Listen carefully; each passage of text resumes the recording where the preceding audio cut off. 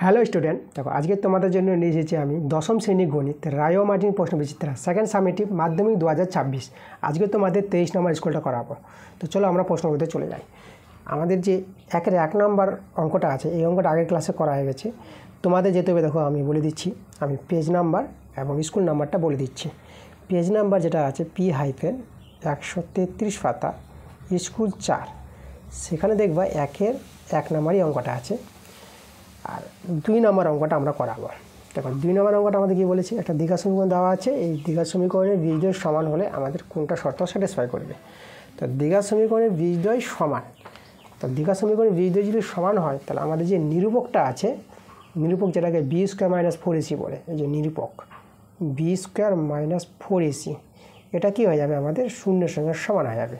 ঠিক আছে, কোনো দ্বিঘাত সমীকরণের বীজদ্বয় সমান হলে এই যে নিরূপক যেটা b² - 4ac, সিটা ছুটে গেছে, b² - 4ac এটা সমান সমান 0 হবে।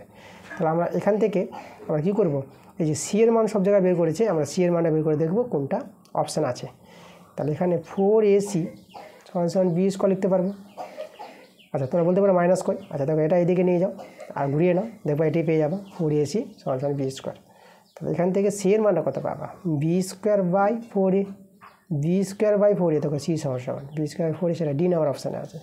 অ্যান্সারটা ডি নাম্বার। পরের প্রশ্নটা দেখো, 3 নম্বর প্রশ্নটা কী বলেছে, এখানে এক্স ভেরিয়েস 1/y হলে আমাদের কোনটা শর্ত স্যাটিসফাই করবে। দেখো এক্স ভেরিয়েস 1/y বলতে আমরা যদি ভেদ উঠাই, তাহলে এক্স সমান সমান একটা ধ্রুবক কে চলে আসবে আর ওয়াই, তাহলে এইভাবে আমরা ভেদ উঠিয়ে করতে পারবো। এটা কেটা হচ্ছে অশূন্য ভেদ ধ্রুবক।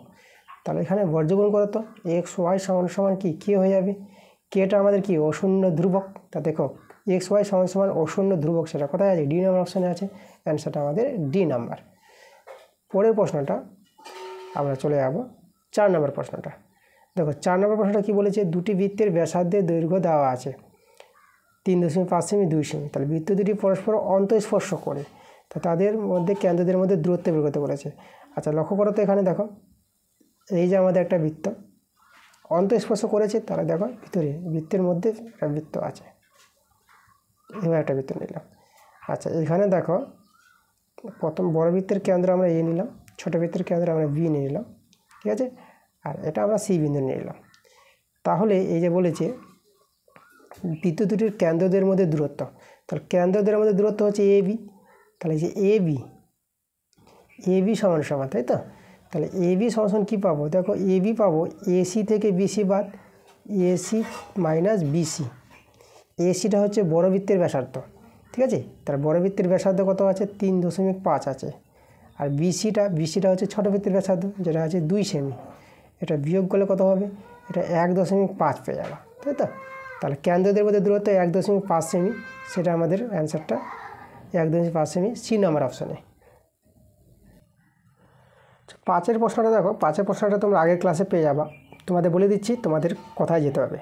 তাহলে 5 প্রশ্নটার জন্য তোমাদের যেতে হবে, আমি পেজ নাম্বার বলে দিচ্ছি, পেজ নাম্বার 133 পাতা স্কুল 4 আর 1-এর 5 অঙ্কটা আছে, ঠিক আছে। এই অঙ্কটা খুব বারে বারে আসে, অনেক স্কুলে দেখা গেছে এই অঙ্কটা। 6 নম্বর অঙ্কটা আমরা করাবো। চলো 6 অঙ্কটা আমাদের কী বলছে দেখো, বড় দুটি নিরেট গোলকের বক্রতলের ক্ষেত্রফল অনুপাত দেওয়া আছে, তাদের আয়তের অনুপাত কত হবে। তারা আমাদের এখানে গোলকের বক্রতলের ক্ষেত্রফলের সূত্রগুলো জানতে হবে। দেখো প্রথম যে গোলক, তার বক্রতলের ক্ষেত্রফল কি 4πr1। প্রথম গোলকের ব্যাসার্ধ, প্রথম গোলকের ব্যাসার্ধ r1 নিয়ে নিলাম, তার 4πr1², এটা হচ্ছে প্রথম গোলকের বক্রতলের ক্ষেত্রফল। পাই দ্বিতীয় গোলকের বক্রতলের ক্ষেত্রফল 4πr2 তার স্কোয়ার। এর অনুপাত বলে দিয়েছে 16 9 আর 16/9, ঠিক আছে। এখান থেকে 4π কেটে দিলে আমরা দেখো আমরা পেয়ে যাব r1/r2 তার হোল স্কোয়ার, আর এখানে 4/3 করে তার হোল স্কোয়ার। তো এখান থেকে কী পেয়ে যাবো আমরা, r1/r2 সমান পেয়ে যাবো 4/3। পাওয়ার সমান হলে মূল সংখ্যার সমান। এবার আমাদের চেয়েছে কি, তাদের আয়তনের অনুপাত বের করতে বলেছে, তাই না। তাদের আয়তন, তাহলে আয়তন বলতে প্রথম গোলকের আয়তন 4/3πr1³ প্রথম গোলকের আয়তন, দ্বিতীয় গোলকের আয়তন 4/3πr2 তার কিউব। 4/3 কেটে দেবো, পাই কেটে দেবো, তাহলে আমাদের এখানে কত থেকে যাবে, আমাদের হবে এখানে r1/r2 তার হোল কিউব, তাই তো, এটা আমাদের কিউব। r1/r2 এর মান কত, r1/r2 এর মান আমরা পেয়েছি 4/3, এই যে দেখো, তাহলে 4/3 আমরা পুট করে দেবো তার হোল কিউব। তাহলে এটা আমাদের সলভ করলে অ্যান্সার চলে আসবে। আচ্ছা 4-এর কিউব কত হবে 64, আর 3-এর কিউব 27, তাহলে আমাদের যে তাদের আয়তের অনুপাত কত পেয়ে গেলাম 64:27, এই যে দেখো, এটাই আমাদের কিন্তু অ্যান্সার। তারপরের প্রশ্ন নেব, আমাদের চলে যাবো 7 নম্বর প্রশ্ন। 7 নম্বর প্রশ্নটা আগের ক্লাসে করা হয়ে গেছে, তোমাদের যেতে হবে, আমি বলে দিচ্ছি কোথায় যেতে হবে তোমাদের।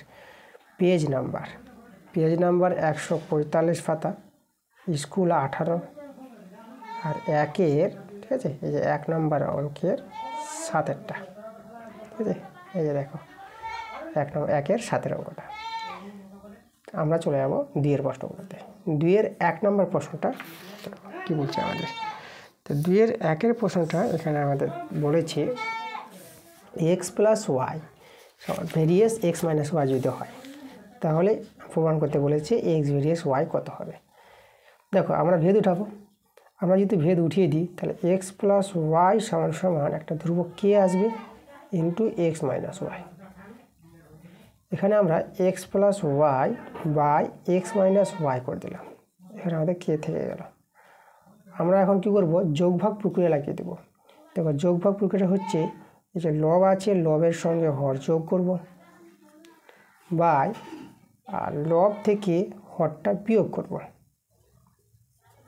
আর একইভাবে এখানে করব k + 1, দেখো এখানে হর 1 ধরে নেব, k + 1 আর k - 1।